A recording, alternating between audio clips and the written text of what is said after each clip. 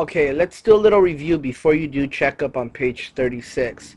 If you listen to this video and pay attention, you should be able to do the checkup without looking back. Okay, so this is the checkup review for page 36. Then this last section, you learn how to multiply monomials and how to divide monomials.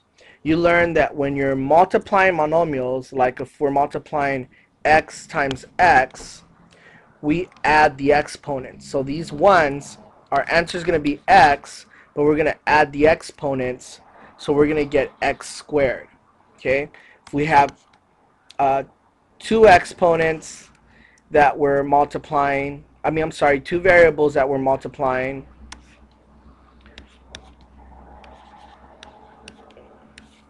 you multiply the like variables, so you would multiply the x's only and you would add the exponents. So x times x equals x, and our exponent is going to be 3 because we add the exponent of the two x's.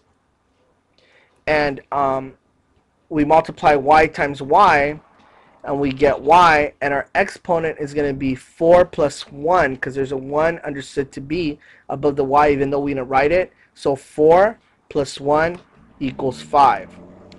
That would be our answer. So when we're multiplying variables, we add the exponents.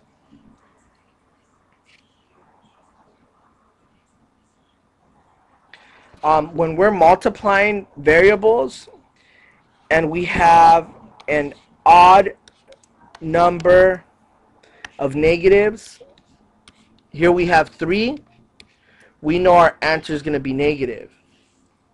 When we're multiplying variables and we have an even number of negatives,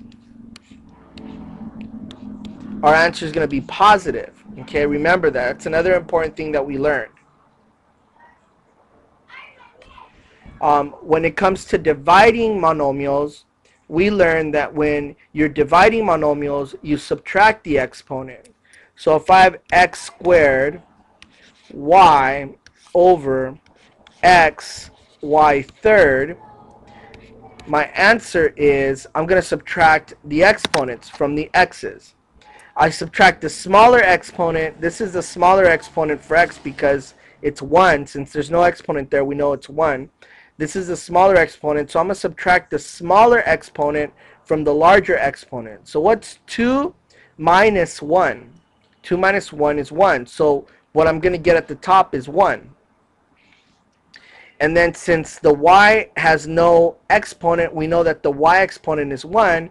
So we're going to subtract the smaller exponent from the larger one. So what's 3? Subtract 1.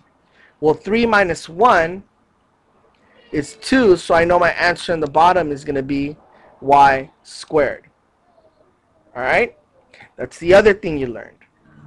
So if you have a good understanding of these concepts, you should be able to do the checkup without looking back. If you need to look at the video again, do it.